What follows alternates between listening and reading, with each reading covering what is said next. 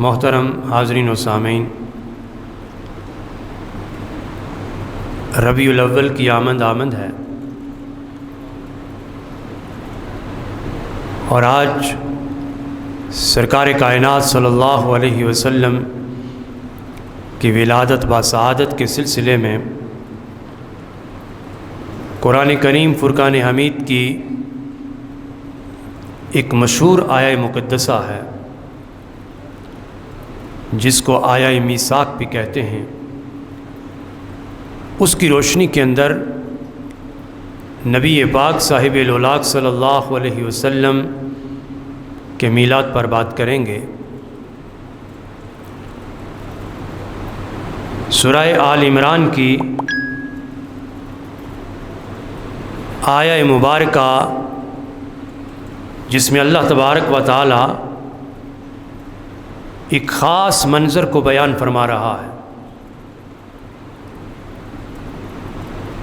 ارشاد فرماتا ہے وَإِذْ أَخَذَ اللَّهُ مِيثَاقَ النَّبِيِّينَ، اور یاد کیجئے کہ جب اللہ تبارک و تعالی نے انبیاء سے ایک عہد لیا، انبیاء کرام سے ایک وعدہ لیا، وہ عہد کیا ہے کہ اللہ تبارک و تعالی نے انبیاء کرام علیہم الصلاۃ والتسلیم کے اجتماع میں اپنے محبوب صلی اللہ علیہ وسلم کی آمد کا ذکر کیا۔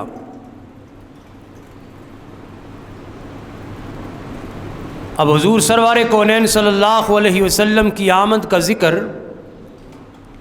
ہم بھی کرتے ہیں۔ اللہ تبارک و تعالی نے اپنے پیارے محبوب صلی اللہ علیہ وسلم کا ذکر کس انداز اور کس شان و شوکت سے کیا، اس میں آیہ مبارکہ کا ترجمہ آپ سماعت کریں گے تو آپ پر یہ بات عیاں ہوگی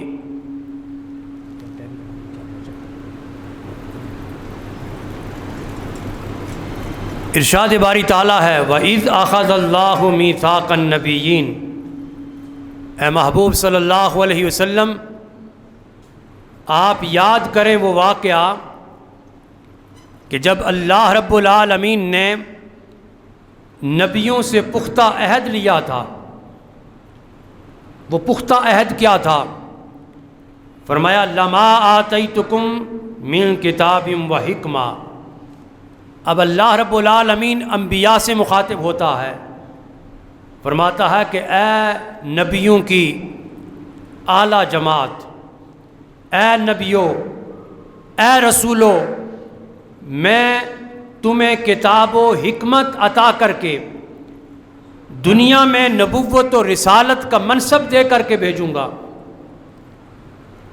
ثم جاءکم رسول، پھر جب میں تمہیں کتاب و حکمت، نبوت و رسالت دے دوں تو پھر ثم جاءکم رسول، پھر تم سب سے آخر میں میرا رسول آئے گا،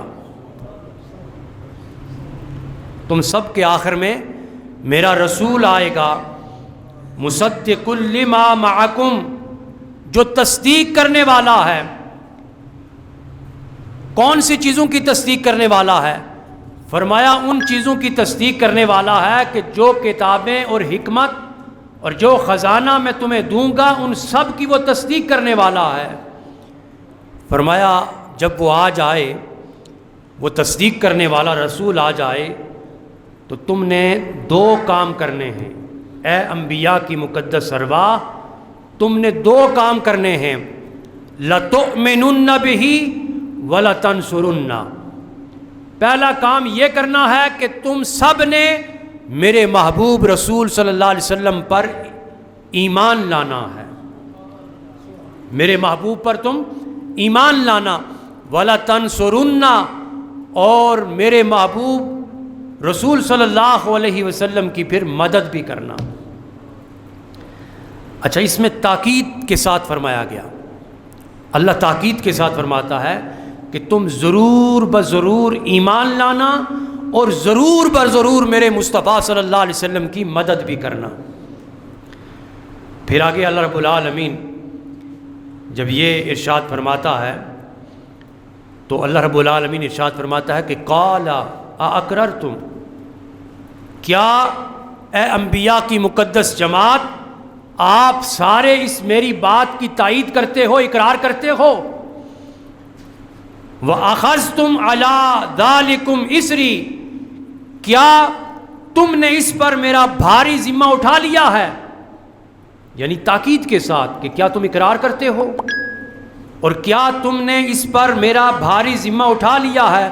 تو بیک زبان تمام انبیاء کرام کی مقدس ارواح جو ہیں وہ اللہ کی بارگاہ کے اندر عرض کرتی ہیں کہ قالوا اقررنا۔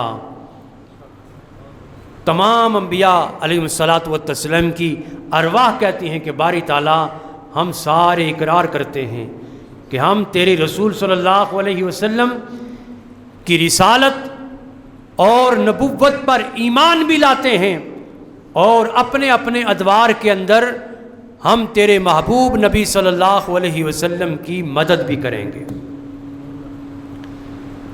اب اللہ تبارک و تعالیٰ پھر آگے ارشاد فرماتے ہیں قال فاشهدوا، اللہ رب العالمین نے فرمایا پس تم گواہ ہو جاؤ۔ جب تم نے اقرار کر لیا ہے تو پھر گواہ ہو جاؤ۔ پھر اللہ رب العالمین نے بات کو یہاں تک ختم نہیں کیا، فرمایا وَأَنَا مَعَكُمْ مِنَ الشَّاهِدِينَ، فرمایا جب تم ایک دوسرے پر گواہ بن گئے تو دیکھ لو میں بھی گواہ ہوں، تم سب کے اوپر میں بھی گواہ ہوں۔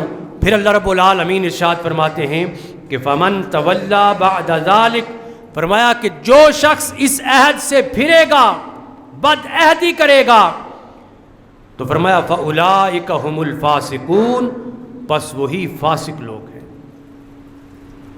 حضرات ذی وقار، یہ آیہ مبارکہ دراصل میلاد نامہ ہے جو سرکار کائنات صلی اللہ علیہ وسلم کی آمد کا ذکر اور میلاد کا تذکرہ اللہ تبارک و تعالیٰ نے انبیاء کی مقدس